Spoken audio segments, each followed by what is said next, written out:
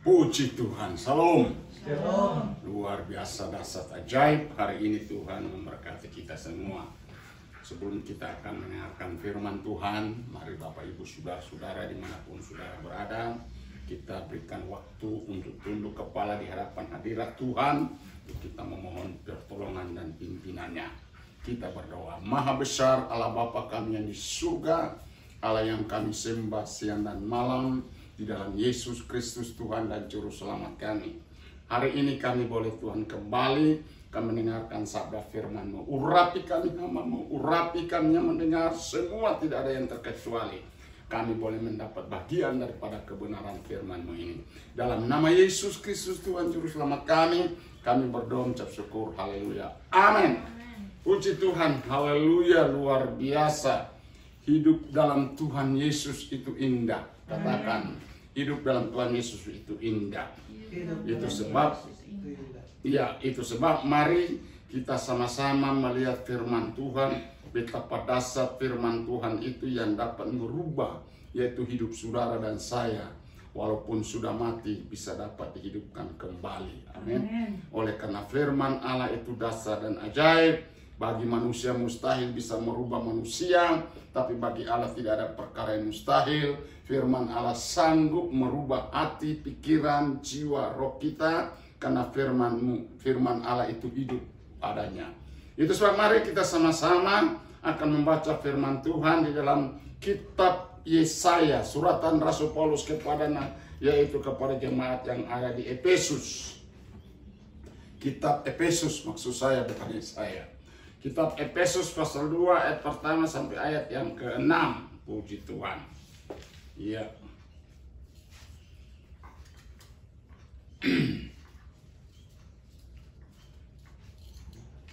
Ya, kalau sudah dapat tolong dibacakan ya bergantian wanita dan pria ya. Wanita pertama dan pria kedua sampai ke-6. 1, 2, 3. Kamu dahulu sudah mati karena pelanggaran-pelanggaran dan dosa-dosamu. Kamu hidup di dalamnya karena kamu mengikuti jalan dunia ini. Karena kamu mentaati penguasa kerajaan angkasa, yaitu roh yang sekarang sedang bekerja di antara orang-orang durhaka. Sebenarnya dahulu kami juga terhitung di antara mereka, ketika kami hidup di dalam hawa nafsu daging dan menuruti kehendak daging dan pikiran kami yang jahat. Pada dasarnya kami adalah orang-orang yang dimurkai sama seperti mereka yang lain. Tetapi Allah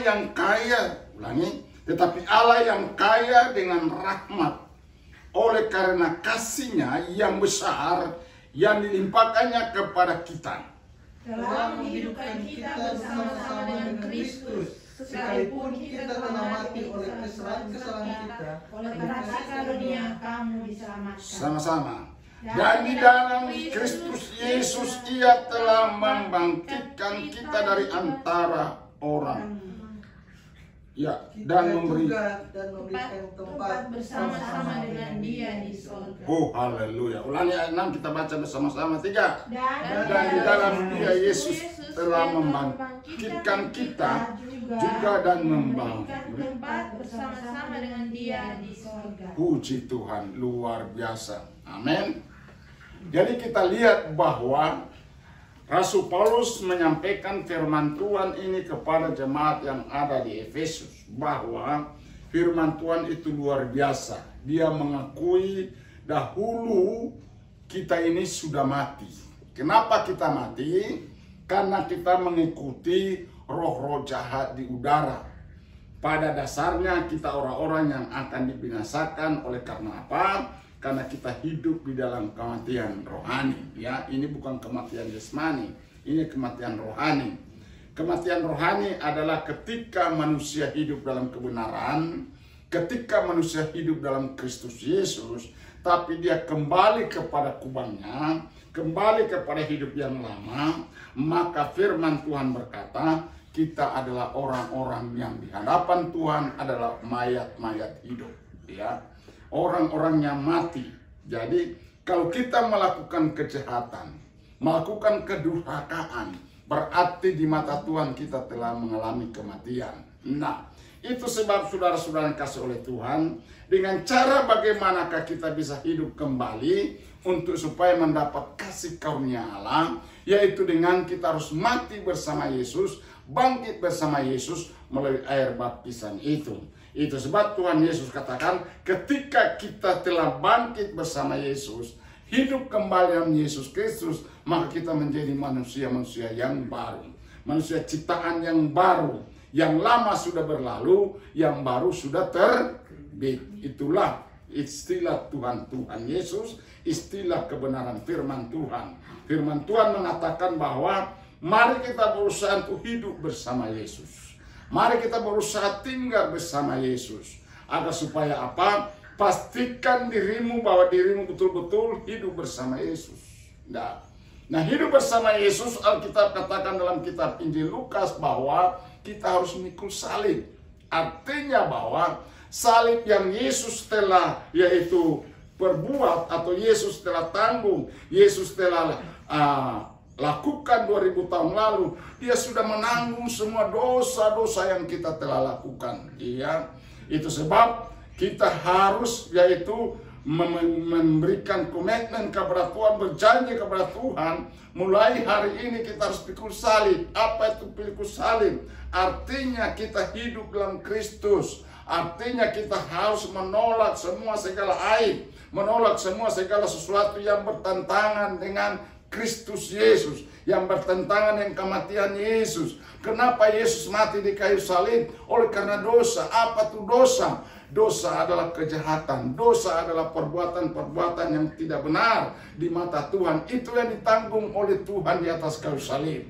Itu sebab saudara-saudara kasih oleh Tuhan, Bapak Ibu, siapapun kita mendengar hari ini, marilah kita sepakat mau hidup bersama Yesus. Ya, arti kata kita mau yaitu menjadi Kristus yang hidup. Ya, firman Tuhan yang hidup. Firman Allah katakan, tidak tahukah kamu bahwa apa yang ada dalam kamu lebih besar daripada apa yang ada dalam dunia ini, yaitu firman Tuhan, yaitu Roh Kudus yang ada dalam diri kita.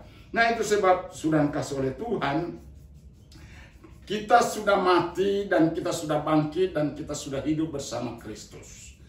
Ada tugas yang harus kita lakukan dalam hidup kita ini.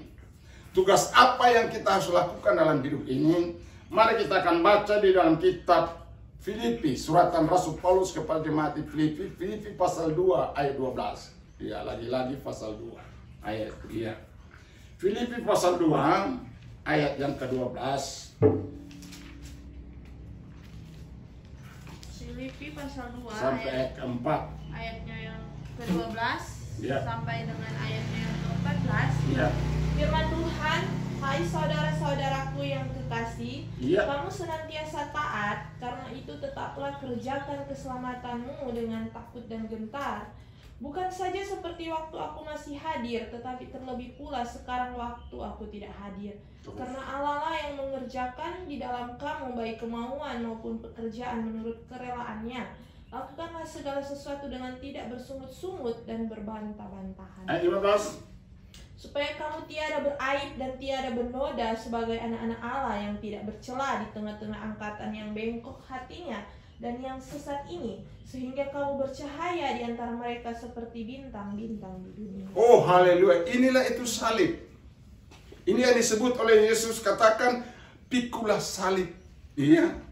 Barang siapa yang menerima Yesus Kristus sebagai Tuhan dan Juru Selamat, dia harus memikul salib. Artinya, dia harus menjadi terang, dia menjadi cahaya, dia menjadi berkat bagi orang. Dia melakukan pekerjaan Tuhan, yaitu mengerjakan keselamatan.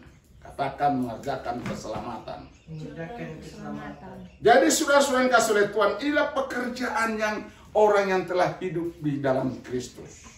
Dahulu sudah mati, telah dihidupkan bersama Yesus. Dan apa yang harus supaya kita kehidupan itu tetap eksis. Kehidupan itu tetap berjalan dalam hidup kita. Yaitu dengan cara apa? Mengerjakan keselamatan. Dengan tidak bersungut-sungut. Haleluya, puji Tuhan. Ia mengerjakan keselamatan itu adalah suatu pekerjaan kehormatan bagi Allah. Iya. Mengerjakan keselamatan itu adalah suatu penghargaan daripada Allah. Itu sebab Allah telah melakukan suatu hal yang luar biasa, menghargai saudara. Allah telah menghormati saudara. Allah telah mengasihi saudara. Dengan cara bagaimana Allah menghormati saudara, dengan menghargai saudara, dia mati di atas kayu salib. Itu suatu harga yang diberikan oleh Tuhan. Harga yang sangat mahal sudah dikasih oleh Tuhan. Dengan matinya Yesus di atas kayu salib, itu merupakan suatu harga yang Tuhan telah berikan kepada kita. Itu sebab Alkitab katakan, kamu ini sangat berharga dan kamu ini sangat mulia. Itu sebab muliakanlah Tuhan dengan hidup kita. Amin. Muliakanlah Tuhan dengan keberadaan kita. Firman Tuhan di sini berkata dalam Filipi pasal 2 ayat 12 yang pertama, hai saudara-saudara yang kekasih, kamu senantiasa taat, karena itu tetaplah kerjakan keselamatanmu dengan takut dan gentar. Bukan saja seperti waktu aku hadir, tetapi terlebih pada waktu sekarang, waktu aku tidak hadir. Jadi saudara-saudara kasih Tuhan, mengerjakan suatu keselamatan, memegang kebenaran firman Tuhan, ya hidup bersama Kristus, itu bukan dilihat oleh pendeta. Itu bukan dilihat oleh seorang hamba Tuhan, bukan dilihat oleh Tuhan Yesus, tapi diri kita sendiri yang bertanggung jawab di hadapan hadirat Tuhan. Kita yang membawa atribut namanya orang Kristen, ya. Saya sering bertanya, apa arti orang Kristen? Arti orang Kristen adalah pengikut Kristus. Nah, itu sebab jangan sampai kita menjadi orang Kristen abu-abu. Ya, di tengah orang gelap kita gelap, di tengah orang terang kita terang. Ya, sudah kasih Tuhan, Alkitab katakan itu lau-lau, panas tidak, dingin tidak. Ya, sekali kelak Wahyu bilang kita akan dimuntahkan, kita akan diludahkan oleh Tuhan. Kenapa? Hidup kita lau-lau, hidup kita ini kabur, ya, tidak benar, tidak juga tidak benar.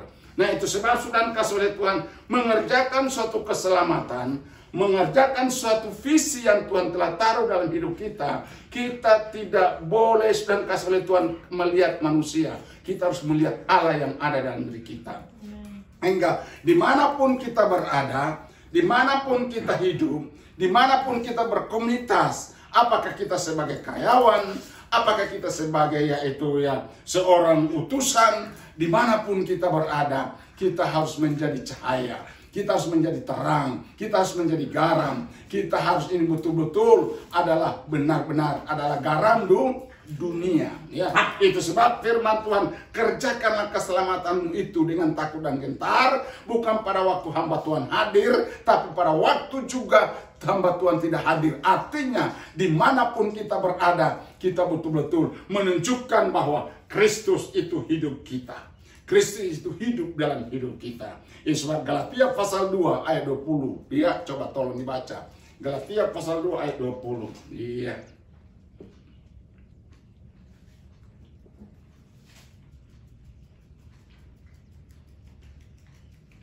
Demikian firman Tuhan. Iya.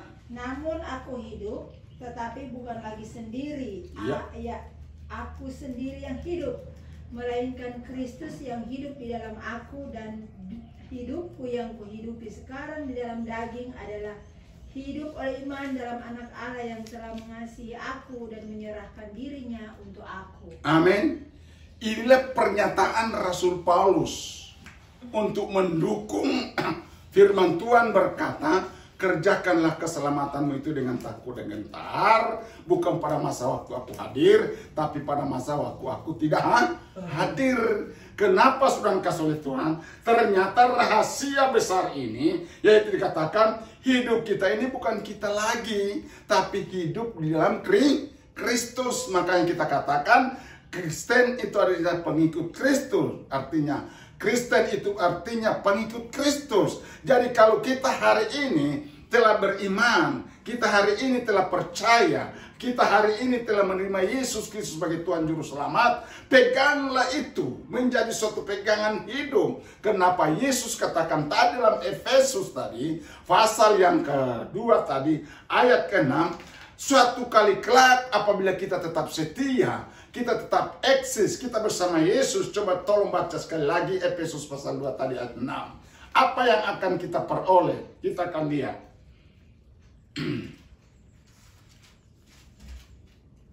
Efesus pasal 2 Ayat 6. ayatnya yang ke-6. Iya. Dan di dalam Kristus Yesus Ia telah membangkitkan kita juga dan memberikan tempat bersama-sama dengan Dia di sorga. Puji Tuhan.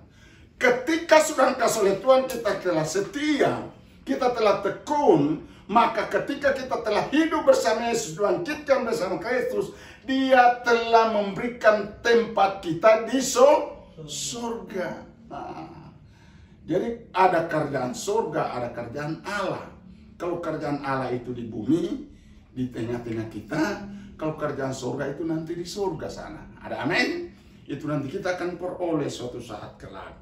Itu akan diperoleh apabila kita betul-betul menampakkan hidup kita, menjadikan hidup kita ini Kristus itu hidup dalam diri kita. Seperti jadi bukan hanya Rasul Paulus mengakui, hidupku bukan aku lagi, tapi Kristus ada di dalamku. Amin. Sehingga saudara kasih oleh Tuhan, dimanapun kita berada, Kristus akan tetap bercahaya dalam hidup kita. Sehingga saudara kasih oleh Tuhan, apapun yang kita akan pergumulkan, apapun yang kita pohonkan, Tuhan pasti akan mendengar. Tuhan pasti akan menjawab. Tuhan pasti akan menolong. Kenapa? Karena kita mempertaruhkan hidup kita ini, Kristus itu dalam hidup kita. Ayat terakhir, puji Tuhan, haleluya. Iya, Kolose pasal 2 ayat 6, haleluya. Kolose 2 ayat 6, Iya. firman Tuhan, kamu telah menerima Kristus Yesus Tuhan kita, karena itu hendaklah hidupmu tetap di dalam Dia. Amin. Puji Tuhan. Kita telah menerima Kristus di dalam Dia. Oleh sebab itu, hiduplah tetap dalam Kristus. Puji Tuhan. Moto kita apa? Diselamatkan untuk menyelamatkan. Diberkati untuk memberkati. Jadikan moto ini. Haleluya. Puji Tuhan. Jadi saudara-saudara kasih oleh Tuhan, hidupmu ada dalam Kristus. Itu sebab muliakannya Kristus dalam hidup kita. Karena kita diselamatkan untuk menyelamatkan banyak orang. Kita diberkati akan memberkati banyak orang. Amin. Tuhan memberkati kita semua. Kita akan berdoa. Saya serahkan kembali kepada pemimpin puji-pujian.